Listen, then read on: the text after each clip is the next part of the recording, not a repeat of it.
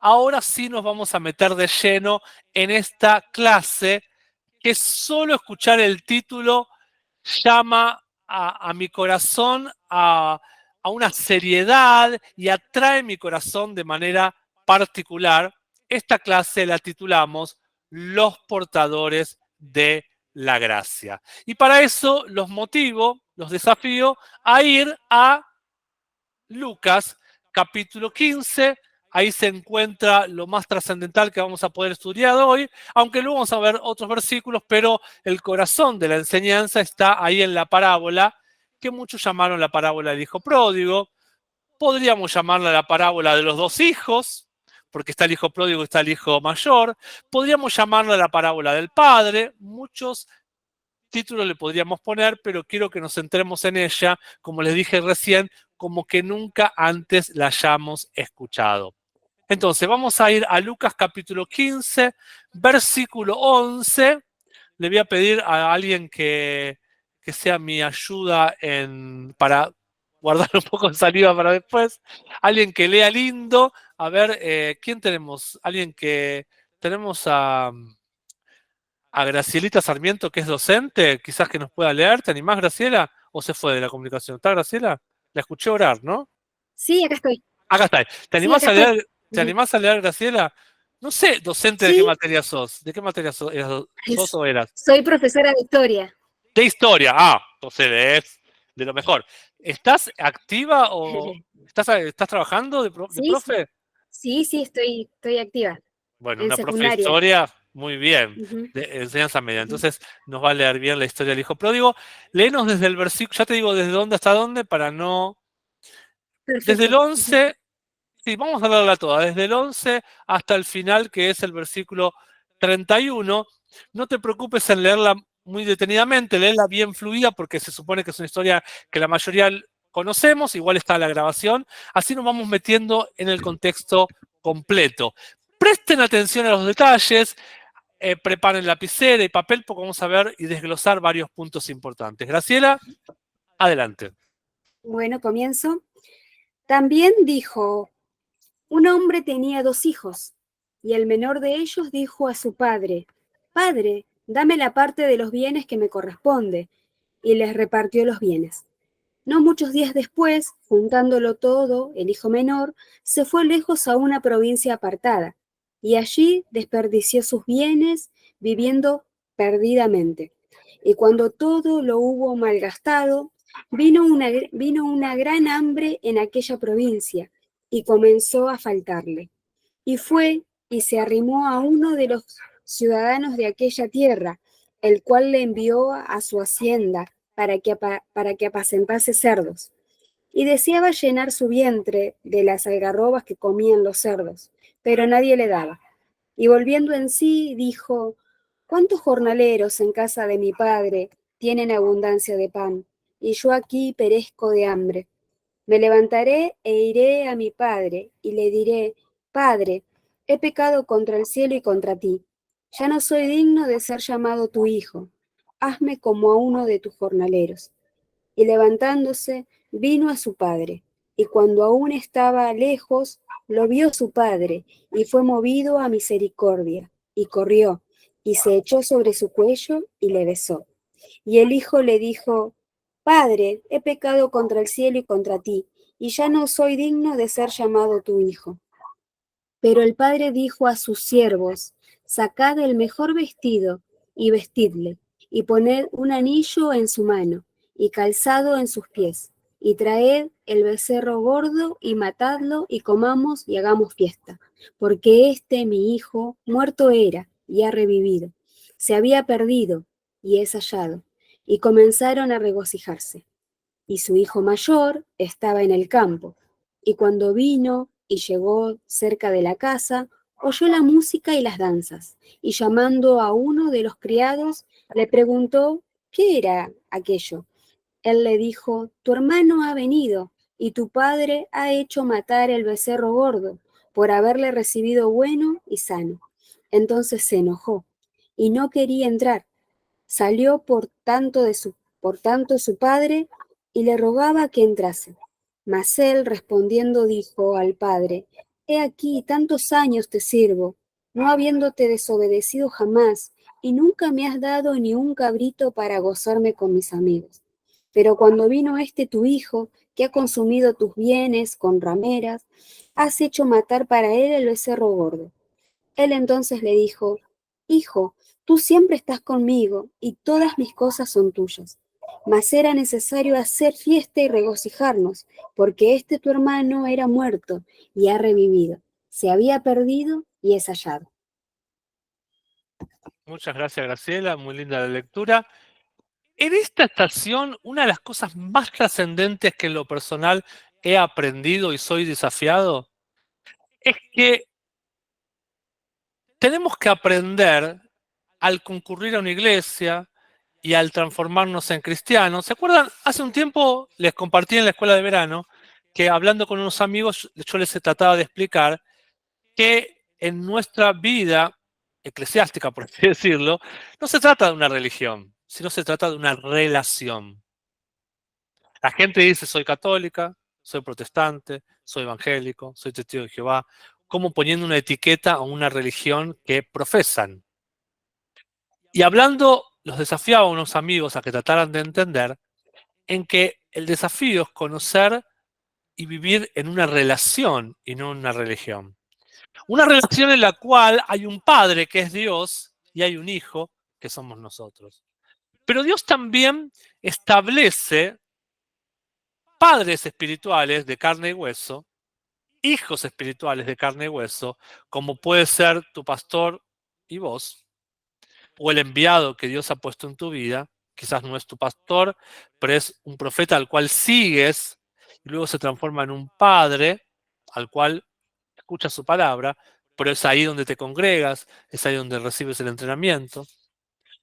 Y comienza a establecerse una relación de paternidad. Entonces, una frase que me encanta, quizás ya la han escuchado y es digna de ser anotada, es que en esta estación debemos acceder al padre de la casa y no solamente ir a la casa del padre. Muchos, cada domingo o cada reunión, van a la casa del padre, pero no muchos acceden a la gracia del padre. O sea, no muchos se dirigen al padre de la casa. ¿Qué quiere decir esto? Que la figura central, no estoy diciendo que es la más importante, porque todos somos igual de importante en el reino de Dios. Estoy diciendo que la figura central en una casa debería ser la paternidad. Y tampoco hablo de género, porque hay mujeres que por algún motivo sueltan una paternidad hacia, y son pastoras, por ejemplo. No estoy hablando de género masculino. Estoy hablando que tiene que haber un espíritu de paternidad en una casa espiritual y esa persona que es la autoridad de esa casa es la encargada de proveernos gracia, de establecernos, de servirnos una mesa de gracia. Lo vimos con la analogía muy clara de el maná, y era el enviado de Dios, que era Moisés, aquel que por la gracia de él, todo un pueblo fue bien alimentado con el maná y bien cuidado con la columna de fuego, con el agua de la roca, etc. Necesitamos aprender que Dios tiene hombres, cuando digo hombres puede ser mujeres, que son portadores de gracia y que son los responsables de cuidar de nuestras almas. Ahora, en la estación anterior estábamos muy acostumbrados, o en el tiempo anterior, como le quieran llamar, a ir a una iglesia porque era la iglesia de mis padres o la iglesia de mis abuelos, o porque pertenecía a una denominación y a una institución. En la renovación de mente que estamos teniendo a través de la palabra apostólica, estamos entendiendo que lo que nos convoca a sentarnos a una mesa es el alimento que se sirve en esa mesa, porque hay un Padre espiritual que lo provee para nutrir mi alma, para protegerme y para llevarme a un nuevo nivel. Es por eso que cuando yo me pregunto si voy a una iglesia o no, si me congrego en esta iglesia o me congrego en la otra, la clave tendría que ser ¿qué portador de gracia, qué enviado, qué padre está sirviendo la mesa de esa casa? Porque según sea la gracia de ese padre, va a ser la calidad de mesa que se me sirva, la calidad de alimento que se me sirva. ¿Sí? Ustedes vieron que hay hombres de Dios que tienen una gracia especial para desplegar cierta revelación. Cuando escuchás a la gente de esa iglesia, te hablan mucho de esa enseñanza, de esa revelación que el padre de la casa suelta, porque tiene que ver con la configuración de gracia que tiene ese padre. ¿Sí? Porque el padre marca el destino, marca y guía a sus hijos espirituales. Entonces, esta historia del hijo pródigo no nos va a llevar, no vamos a poder terminar hoy de poder analizarla, la vamos a analizar en futuras clases. Para ser más didácticos y como esto es una escuela, yo les voy a dar un consejo. Tómenlo, déjenlo. Los que están anotando, a ver quién me levanta ahí el anotador, quién está anotando, el lapicito, era muy lindo. Me encanta ver los anotadores en los cuadernos. El que está anotando, yo le doy un consejo. Podrían armar un cuadro sinóptico, un cuadro comparativo, no un cuadro sinóptico, perdón, un cuadro comparativo. Y podrían poner una hoja paisada, Graciela. Nos podría, un día, Samantha, qué lindo sería que Graciela nos enseñe sobre cuadros sinópticos, mapas conceptuales. ¿Sabes? Eso para ella es ABC. Yo le Porque diría un cuadro de doble entrada. ahí está, muy bien, cuadro de doble entrada. Muy bien, tienes razón. Y ponemos, puede ser apaisado sería así, ¿sí? Acá están mis apuntes que no los miren. Un cuadro apaisado o así, como quieran. No es mi prolijo mi cuadernito, porque es un cuadernito borrador. Pero en la mitad lo marcan y en un lado ponen hijo menor y en el otro lado ponen hijo mayor. Y vamos a analizar un poquito, pero no en su totalidad, las diferencias un poco de la institución y la paternidad. ¿Mm? O la diferencia entre un portador de gracia y un líder institucionalizado. Lo vamos a ver en otras clases, es un tema apasionante que se les va a abrir los ojos a un montón de cosas a ustedes. ¿Sí?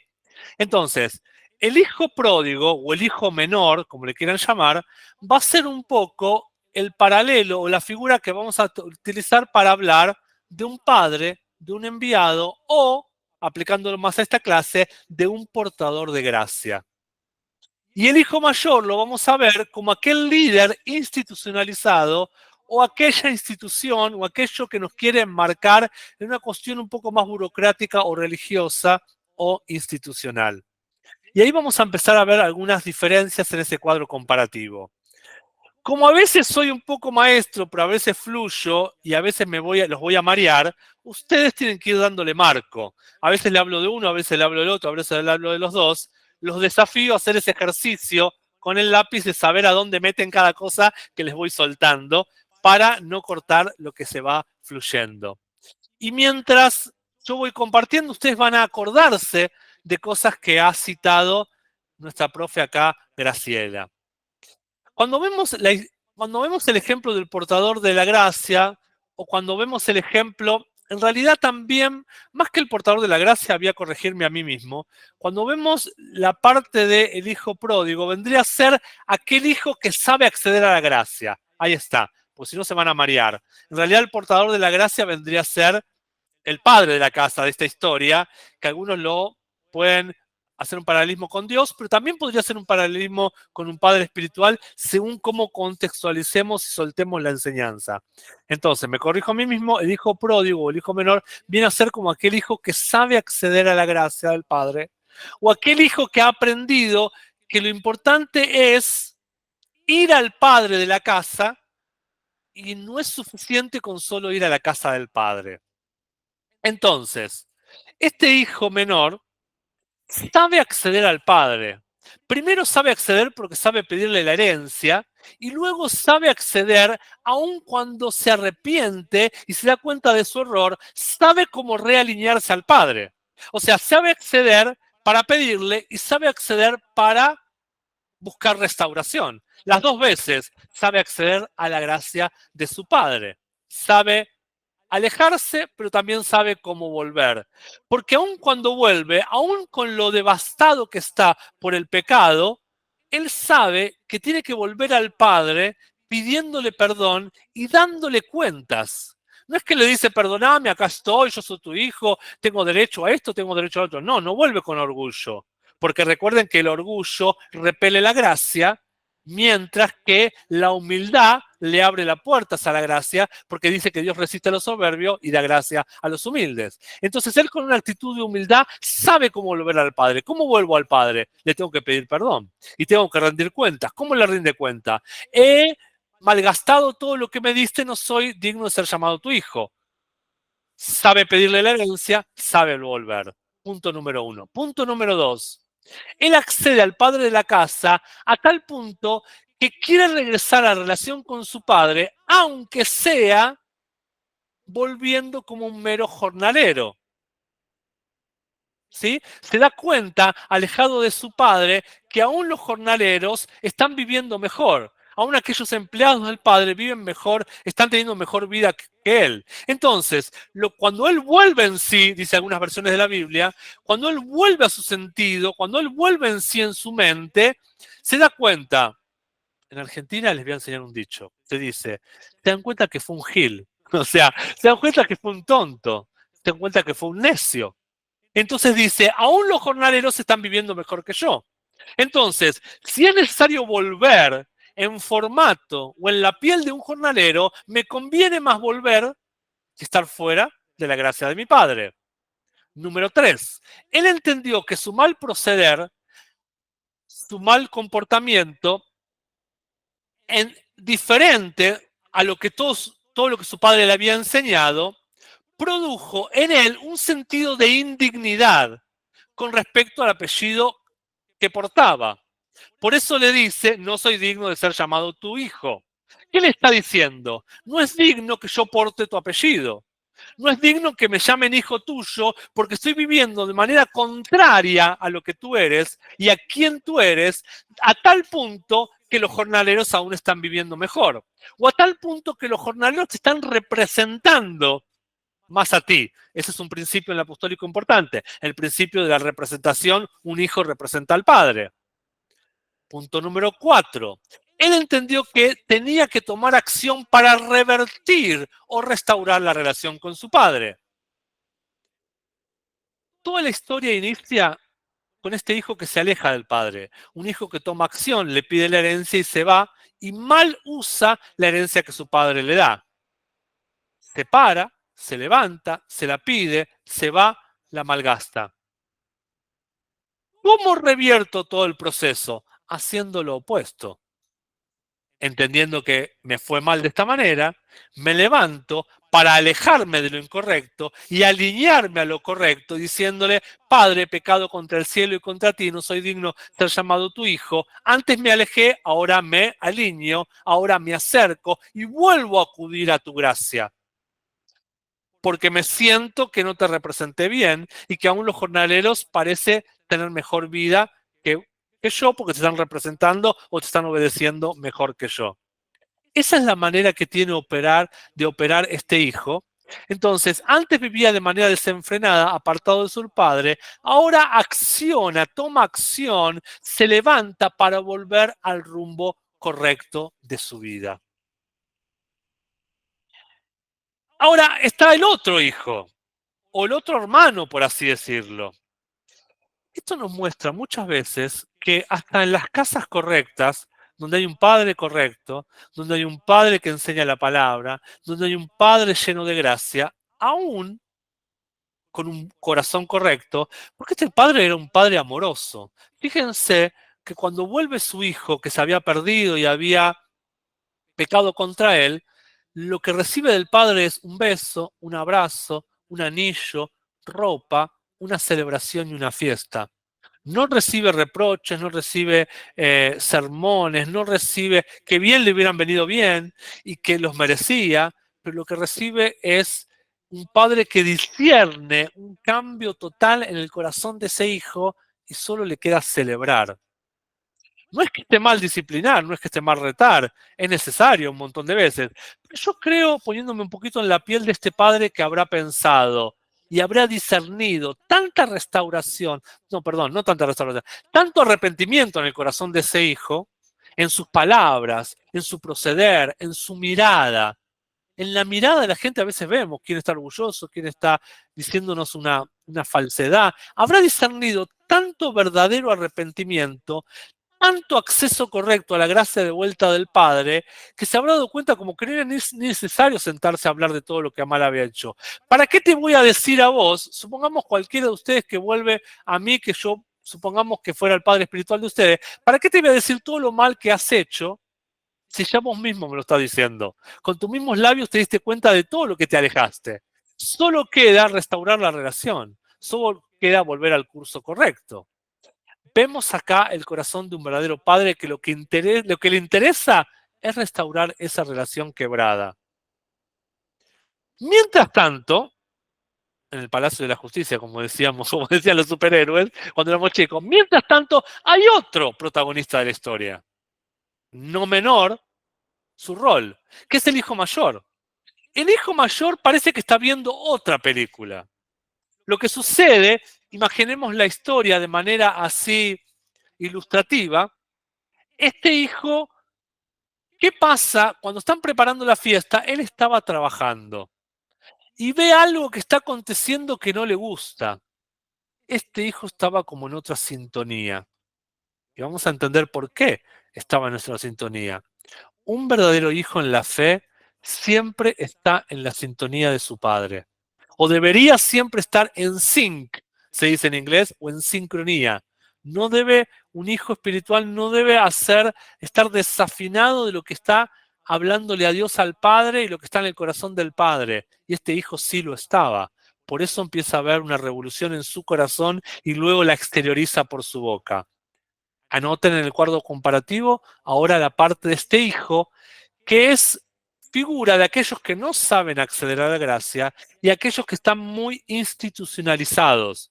Por eso en una iglesia, muchas veces y siempre en toda iglesia, tenemos hijos y tenemos miembros.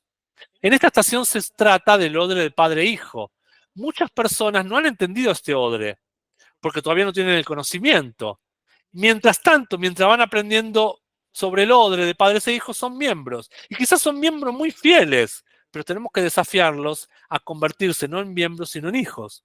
Otros que saben de la estación y del odre de padre e hijo, pero se resisten a cambiar, se resisten a ser hijos verdaderos, hijos espirituales, y prefieren permanecer como miembros porque aman más la institucionalización, aman más eso que la paternidad. Y tienen alguna resistencia por alguna razón a el odre de paternidad. Y este es el ejemplo de este hijo mayor. Este hijo mayor, y ahí pueden seguir anotando en el cuadro, estaba enfocado en el servicio como una manera de recibir el agrado del Padre. Por eso le dice, tanto tiempo te he servido y nunca hiciste una fiesta para mí. El enfoque de él era el trabajo, el enfoque de él era el servicio. Estaba enfocado en la siembra y la cosecha. ¿Sí? Si te sembré, ahora merezco recibir. Número 3, su forma de operar era por el merecimiento. Yo me esfuerzo, merezco que se me reconozca, merezco que se me celebre y ahora merezco tener recompensa. 4, por lo tanto, no sabía acceder a la gracia de su padre. Quinto, el padre le dice, hijo mío, tú siempre estás conmigo. Todo lo que yo tengo es tuyo. Es un hijo que no sabe disfrutar del ambiente de paternidad, no sabe disfrutar de la gracia, de los beneficios de la gracia que su padre suelta. No sabe vivir en familia. Número 6. No sabe tampoco, por consecuencia, disfrutar del éxito de su hermano. Por eso, en vez de hacer fiesta con el padre y el hermano, se enoja ante la fiesta y le da celos ante la fiesta de su hermano. El éxito de su hermano no era su éxito. Séptimo, no tiene misericordia por los perdidos que han regresado al camino. Este hijo que era, el padre le dice, era perdido, estaba perdido y ahora ha vuelto. No había esa alegría en el corazón del hijo institucionalizado, no se alegra de que ha vuelto al camino. Octavo, tiene un dedo señalador. Yo he trabajado siempre para ti y este este tu hijo, que te ha dejado, que ha mal usado los recursos, ahora le hace fiesta. 9. Lo que él quería era un lugar en la casa, un prestigio en la casa. Su corazón no estaba en cuidar de la casa de su padre por amor al padre. ¿Se acuerdan que hablamos algo muy importante y trascendente que marcó también mi vida en la escuela de verano? Siempre nos enseñaron a que en el reino se trata de obedecer. Yo te voy a decir que eso es incompleto. En el reino se trata de amar y como consecuencia voy a obedecer. Jesús dijo, si me amas, obedecerás mis mandamientos. Porque si el reino solo se trataría de obedecer, podemos volvernos religiosos. Yo puedo obedecer sin amar, pero no puedo decir que amo si no obedezco. Entonces, la obediencia tiene que ser un resultado del amor y no la obediencia como obediencia per se o por sí misma, porque se vuelve algo frío y se puede volver algo religioso. Por eso, en el antiguo pacto, Moisés estableció los mandamientos que tenían que ver con el hacer, y Jesús mejora el antiguo pacto y estableció el Sermón del Monte, que habla sobre el ser, que supera al hacer. Y que el ser, y como soy, hago. Como amo, obedezco. Sigamos con la comparación o con la lista esta que estamos definiendo al hijo mayor. El número 9 les dije que él quería un lugar, un prestigio de la casa. El número 10 dice que estaba en el campo. Él trabajaba para mantener su lugar y su prestigio en la casa, pero no trabajaba para alegrar el corazón del padre, menos para extender su visión y su sueño. O sea, trabajaba porque era obediente y era sistematizado, estructurado para cumplir con todo lo que el padre quería. Pero no era el motor de él el amor que le tenía al padre y como consecuencia extender y hacer realidad la visión del padre. 11. El enojo lo alejó o lo puso sin querer o queriendo en contra del padre. ¿Por qué en contra del padre? Porque el padre estaba invirtiendo en la fiesta de su hijo menor que había vuelto a la casa y él estaba enojado por esa fiesta. No había una unidad de proyecto en la misma casa. No podemos olvidar lo que aprendimos en la escuela de verano. Recordemos que la ofensa es uno de los ambientes o uno de los estados espirituales deficientes de gracia. Al enojarse el hijo mayor, llena su corazón de algo que lo aleja del padre, porque en el padre no había enojo, todo lo contrario. En el corazón del padre estaba lleno de gozo por el hijo que había vuelto. 12. Como no compartía las tristezas ni compartía las alegrías de su padre. No compartía la alegría de este hermano que había vuelto. Esto va contrario al mensaje del reino, porque en el reino se nos enseña a llorar con los que lloran y a reír con los que ríen. Y además, la fiesta o celebración del padre no era su fiesta, porque tampoco, seguramente, el dolor y la pena del padre cuando su hermano se había alejado, tampoco habían sido lo que pesaba su corazón. Y esto me llevó, y con esto tengo que ir terminando, esto me llevó a pensar, y los voy a dejar con muchas ganas porque yo me quedo con ganas de seguir estudiando el tema. Esto me llevó a recordar y a pensar en el apóstol Pablo, que citó también este contexto. Filipenses 1:17 nos habla de que podemos ser participantes de la gracia con el enviado. Él le dice ahí a los filipenses, ustedes fueron participantes conmigo en la gracia. Pregunta de examen, y cualquiera se sacaría un 10. De los dos hijos, ¿quién es participante de la gracia del Padre? Es muy fácil saber que el hijo mayor, por su actitud de orgullo, su actitud de rencor, de celos con el hermano, queda afuera de ser participante de la gracia del Padre. Y el hijo menor, aun con todos los errores que había tenido, reconociendo sus errores, vuelve a posicionarse en la mesa del Padre para volver a ser entrenado, educado y guiado por su Padre. Amado por el Padre son los dos, pero uno se anima a volver a la casa del Padre y a corregir sus errores, y el otro sigue ensimismado, encerrado en su propia cárcel por su enojo, por su ofensa y por sus cuestiones que van en contra de lo que el Padre está pensando en ese momento y desincronizado del Padre. En otra instancia también el apóstol Pablo, en Filipenses 2, versículo 18 al 19, dice de la siguiente manera: asimismo gozaos y regocijaos también vosotros. 19. Espero en el Señor enviaros pronto a Timoteo. Pablo en Corintios define a Timoteo como un hijo de la misma mentalidad o del mismo espíritu que él. Y ahora dice, ahora espero enviarles pronto a Timoteo, para que yo también esté de buen ánimo al saber de vuestro estado.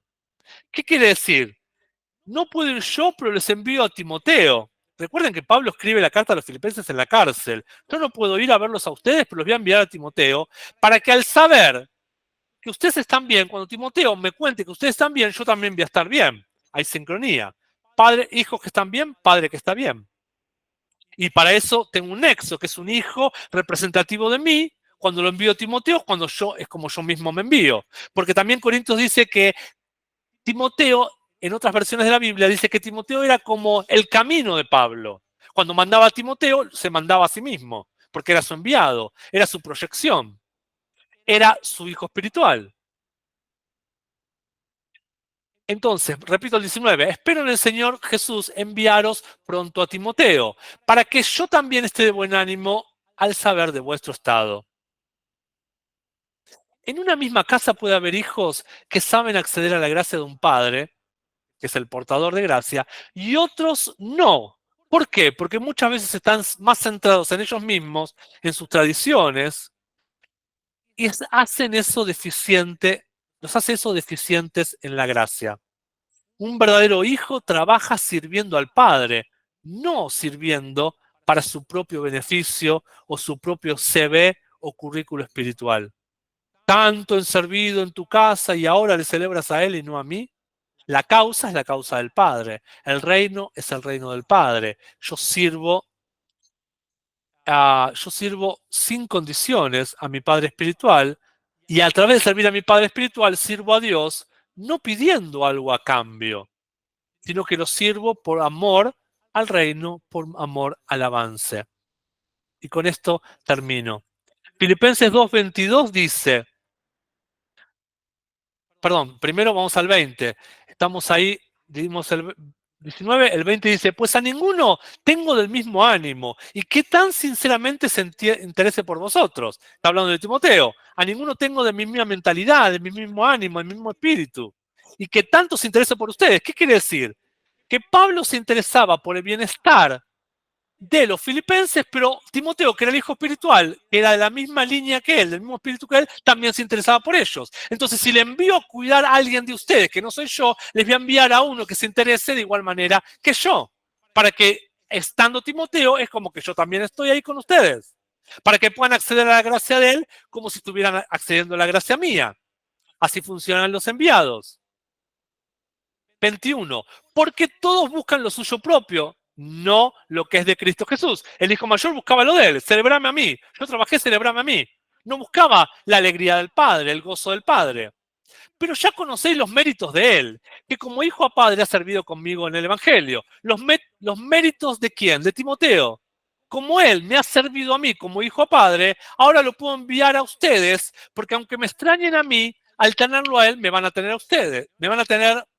Al tenerlo ahí a él, es como que me tuvieran a mí también, porque tienen la misma gracia, come de la misma mesa, le va a servir el mismo alimento, los va a nutrir de la misma manera, les va a impartir del mismo espíritu.